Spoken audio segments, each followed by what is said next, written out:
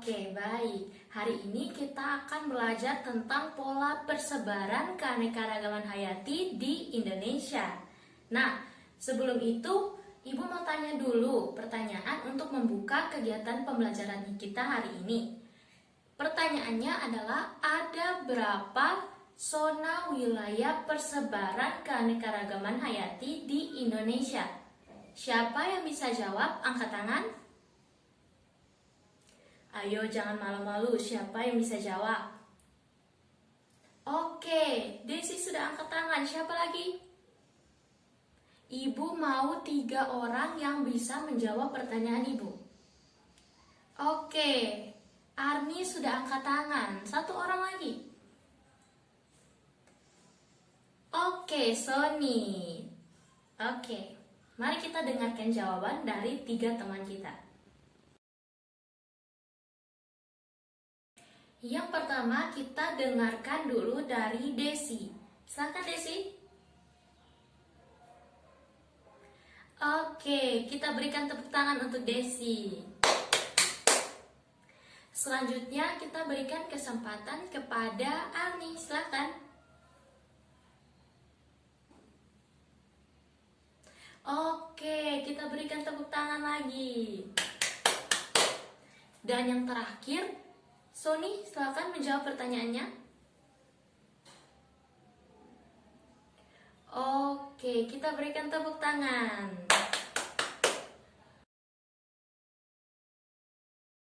Nah, jadi benar ya yang dikatakan oleh Desi, Arni, dan Sony bahwa Indonesia ada 3 zona persebaran, yaitu zona oriental untuk wilayah Indonesia bagian barat, zona australis untuk wilayah Indonesia bagian timur, dan zona peralihan untuk wilayah Indonesia bagian apa? Bagian tengah. Oke. Nah, ada 2 garis yang memisahkan ketiga zona tersebut, yaitu garis Weber dan garis Wallace. Garis Wallace ini memisahkan zona tipe oriental dan zona tipe peralihan. Nah, kalau untuk garis Weber memisahkan zona peralihan dan zona australis.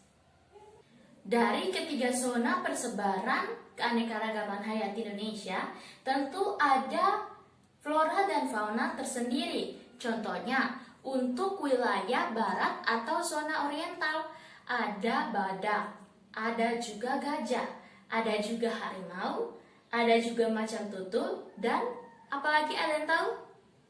Orang utan.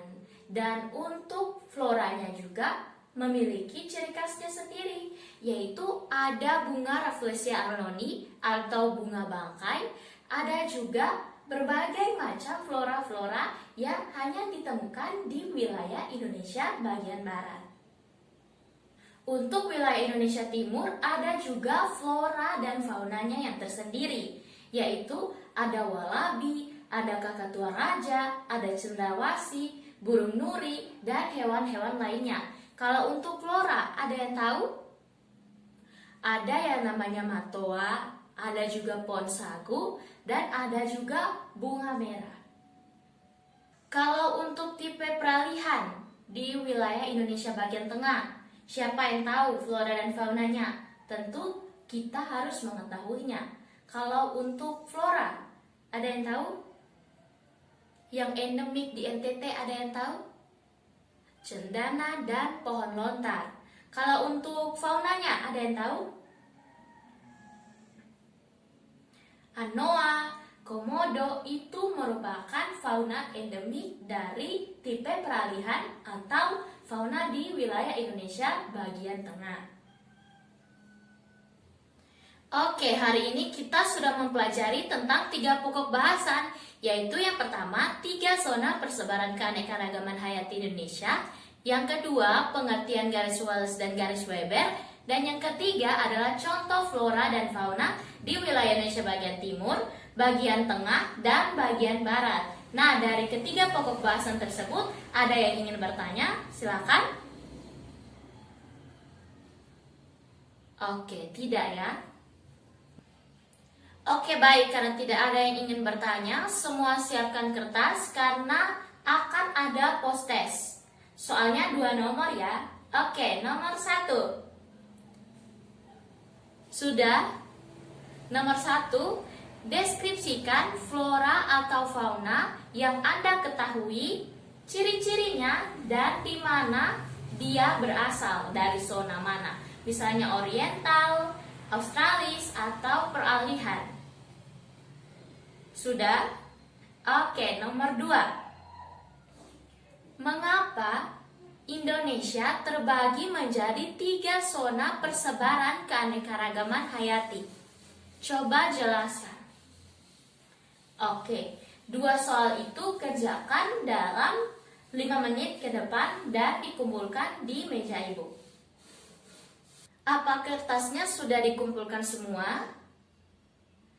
Oke, terima kasih. Pelajaran kita hari ini cukup sampai di sini. Kita bertemu lagi minggu depan.